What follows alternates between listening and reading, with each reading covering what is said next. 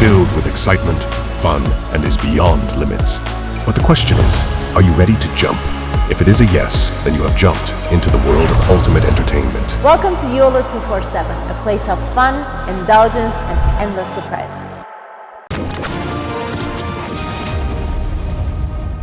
जय हिंद दोस्तों, मैं हूं मेजर गौरवारी और आप देख रहे हैं आज की ताज़ा तरीन खबरें। किससे अनुमति चाहते हैं आप? कौन है जो आपको अनुमति देने वाला है जिसकी बात मान के आप चले जाएंगे?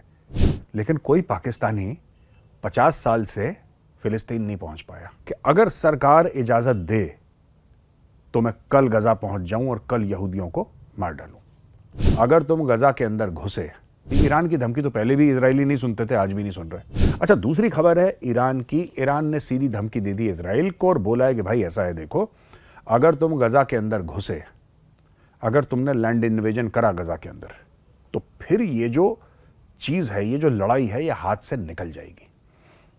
ये लड़ाई हाथ से निकल जाएगी और लड़ाई अगर हाथ से निकली तो फिर इसमें कई सारे और लोग इन्वॉल्व हो जाएंगे, फिर ये मामला हाथ से बाहर चला जाएगा। ये किस्म की धमकी ईरान ने दी। ईरान की धमकी तो पहले भी इजरायली नहीं सुनते थे, आज भी नहीं सुन रहे।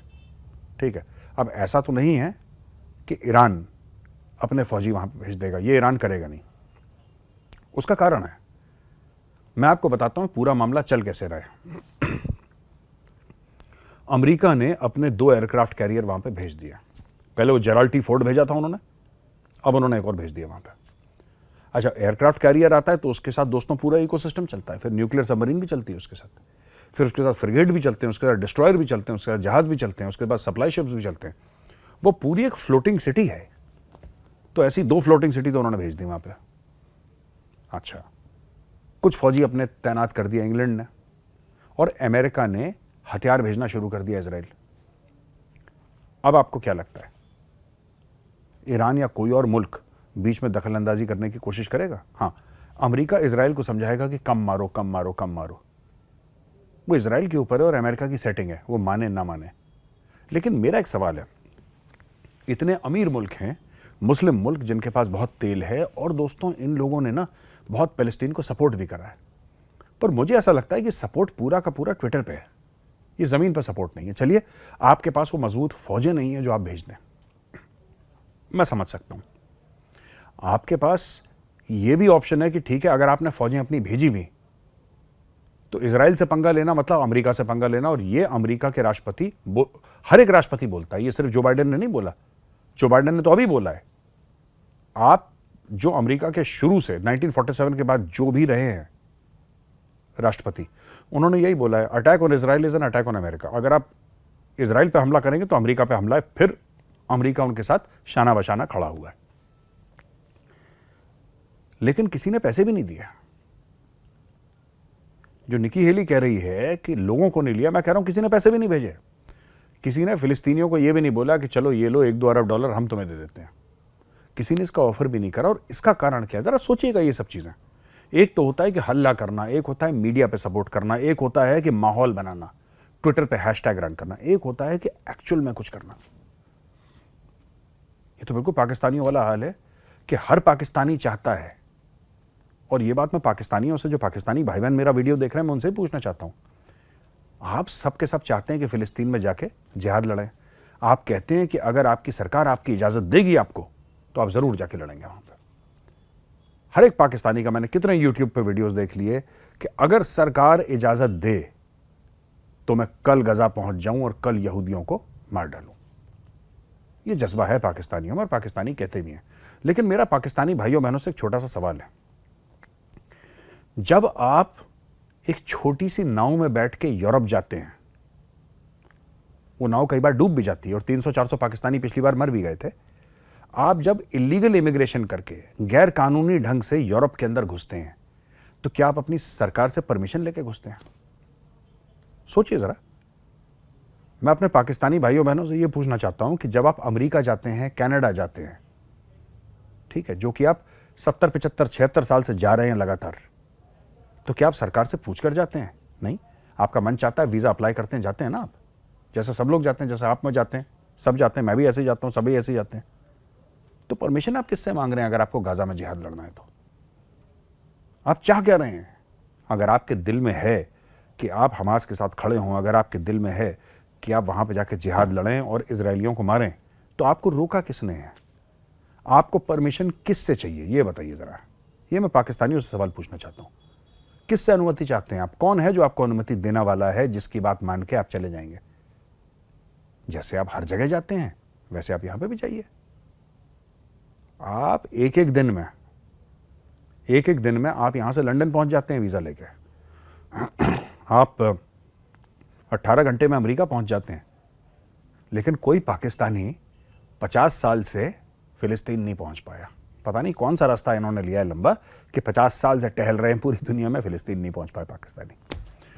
अच्छा दोस्तों, निकी हेली रिपब्लिकन पॉलिटिशियन है, प्रेसिडेंशियल कैंडिडेट, और काफ़ी लंबा चौड़ा करियर रहा है अमेरिकन पॉलिटिक्स में उनका। इंडियन डिसेंट की है। उन्होंने एक बड़ा कड़वा सा सवाल पूछ लिया, बहुत कड़वा सवाल। और कड़वा सवाल ये था उनका कि भाई ठीक है, फिलिस्तीनी भाग रहे हैं, उनको मार पड़ रही है, वो परेशान हैं, लेकिन उनका ये पूछना है निकी हेली का कि ये जो आसपास के मुस्लिम देश हैं ये उनको पनाह क्यों नहीं दे रहे?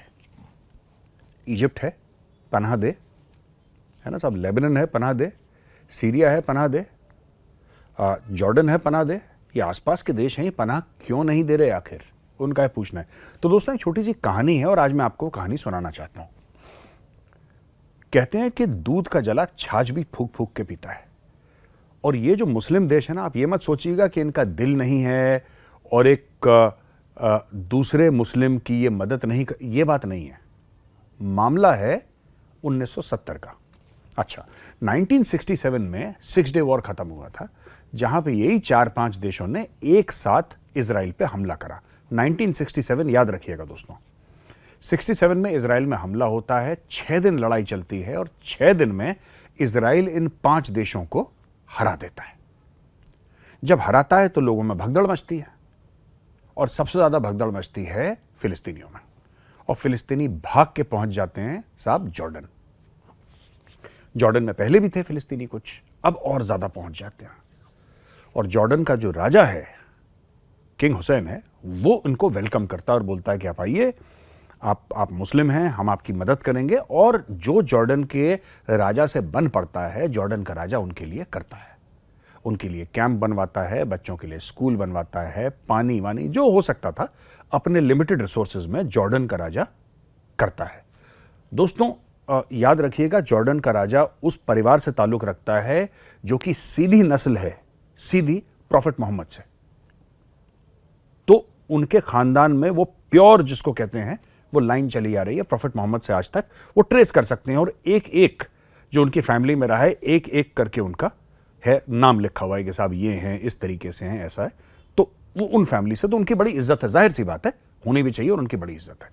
तो गोइंग बैक टू 1967-68 वो उनकी मदद करते हैं और सबको बुला लेते हैं और बोलते हैं कि साहब आप आइए, जनाब आप आइए, बैठिए यहाँ पे और कोई दिक्कत नहीं है आपको।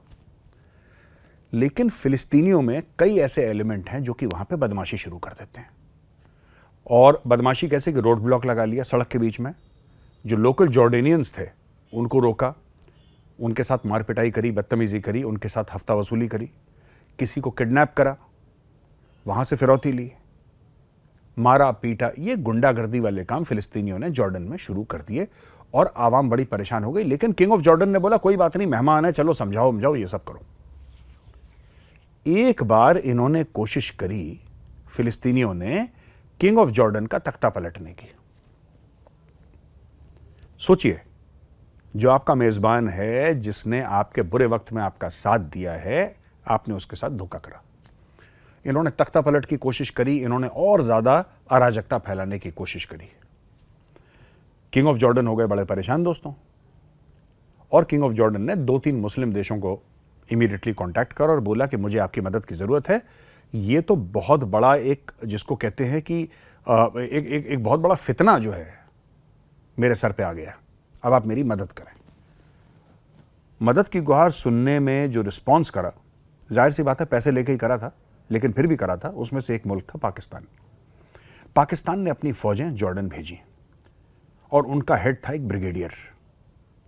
दोस्तों इस ब्रिगेडियर ने फिलिस्तीनियों को मारना शुरू करा, और लोग ऐसा कहते हैं कि 10 से लेकर 25,000 फिलिस्तीनियों को एक हफ्ते में मार दिया इसने। यह बात है 1970 की। एक हफ्ते में 10 से लेकर 25,000 फिलिस्तीनियों को मार डाला इस पाकिस्तानी ब्रिगेडियर ने। आप इस ब्रिगेडियर का नाम जानते हैं दोस्तों? इस ब्रिगेडियर का नाम था ब्रिगेडियर जियाउल हक, जो बाद में जाके पाकिस्तान का आर्मी चीफ भी बना और पाकिस्तान का राष्ट्रपति भी बना। तो जब भी पाकिस्तानी कहते हैं ना कि हमारा दिल बड़ा धड़कता है फिलिस्तीनियों के लिए, तो मैं उनको याद दिलाना चाहता हूं कि आप लोगों ने 25,000 फिलिस्तीनी काट दिए थे।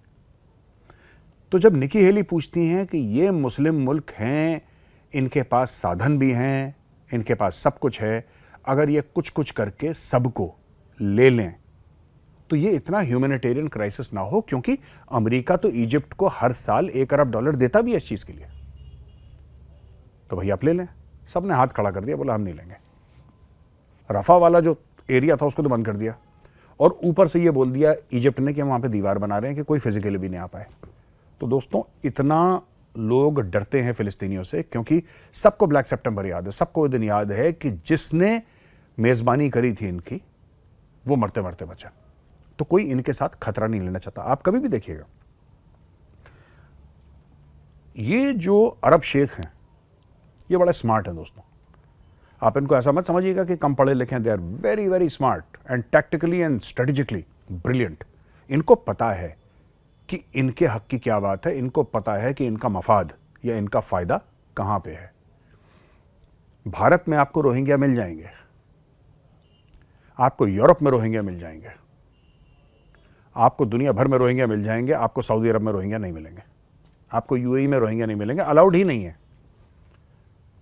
क्योंकि वो बड़ा गर्व महसूस करते हैं सऊदी अरब वाले कि हमारी बड़ी स्टेबल कंट्री है। स्टेबिलिटी जो है ना दोस्तों, अनस्टेबल बिल्कुल नहीं है वहां पे, बहुत जबरदस्त स्टेबल। क्यों वहां पे बिजनेस होता है यूएई में? अरबों डॉलर का क्यों बिजनेस है? क्योंकि स्टेबल कंट्री है, माहौल बना के दिया, पॉलिटिकल स्टेबिलिटी, और कोई बात नहीं है। ऐसी बात नहीं है कि अरब्स आर ग्रेट बिजनेसमैन। एक उन्होंने पॉलिटिकल स्टेबिलिटी दी, एक माहौल दिया, दुनिया आना चाहती है उनके पास। जब आप स्टेबिलिटी देंगे तो दुनिया आएगी। इसीलिए निकी हेली जी का यही जवाब है कि आप अगर 1970 में जाके देखें तो आपको पता लगेगा कि दूध का जला छाछ भी फूंक फूंक कर पीता है। तो दोस्तों ये थी आज की खबरें। अगर आपको पसंद आए तो उस वीडियो को लाइक जरूर करिएगा। ठीक है दोस्तों, मैं कल फिर हाजिर हूंगा एक नई वीडियो के साथ। तब तक के लिए जय हिंद।